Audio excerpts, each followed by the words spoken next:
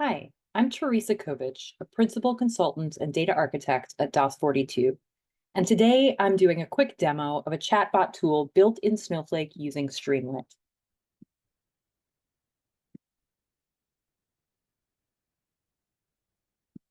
Streamlit is an open source, Python-based framework for application development.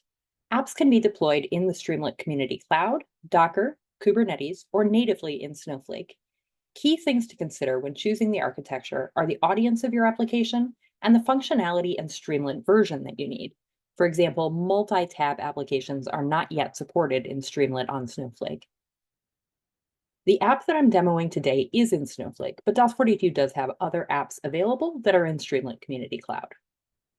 In order to build this chatbot, we first created a stage in Snowflake and uploaded the relevant files. For this use case, we're using entirely PDFs. We then created a function in Snowflake that reads and chunks the PDFs into data. You can customize the chunk size and amount of overlap to make sure that you can get all the context you need. Then using that custom function and some of Snowflake's new Cortex AI and vectorization functionality, we vectorize each chunk and store all of that data in a Snowflake table. On the Streamlit side, we build a basic interface that allows a user to ask a question of the documents that we uploaded. When the user asks a question, that question is vectorized and then compared against the vectors in our table to find the most relevant context chunks. The question and the context are then fed to a large language model, which generates a response based on the content available.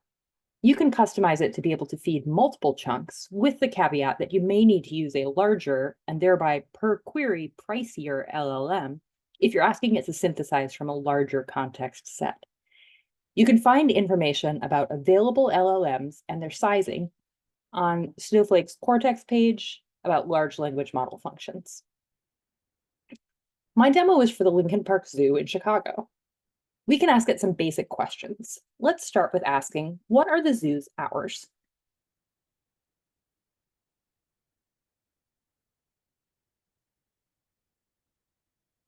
Okay, so let's ask it a question that has some typos. We're asking, are the gluten-free options available, but we're spelling gluten wrong and cutting off available before the end. So you can see that it's easily able to intuit the real question and answer appropriately. Let's try another one. We're going to ask, are the lions loud?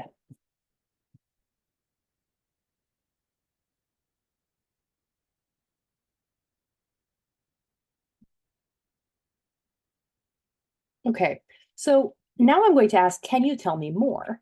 And this will show us that if we ask it a question that depends on its previous context, it is still able to understand.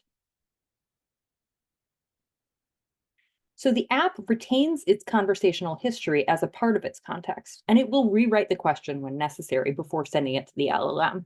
This does mean an extra Cortex call in every question session, so we don't necessarily recommend that if it's not necessary. If you have a predefined set of users, for example, internal users or employees, we suggest instead you can train your users to make sure every question stands on its own. Other functionality that we've built in the past, but that isn't present in this particular demo, includes offering you the option to download the relevant PDFs, presenting a confidence score about the relevance of its answer, offering a download of the chat transcript, offering a method of providing feedback to help improve the chatbot in the future, and much more. These apps and others like them are highly customizable. DOS42 offers a detailed requirements gathering workshop to help you define your needs, a suggested set of process steps for building your chatbot, and enthusiasm for helping people find the information they need quickly and easily so they can spend less time digging through documentation and more time doing the creative, meaningful work that we humans do best.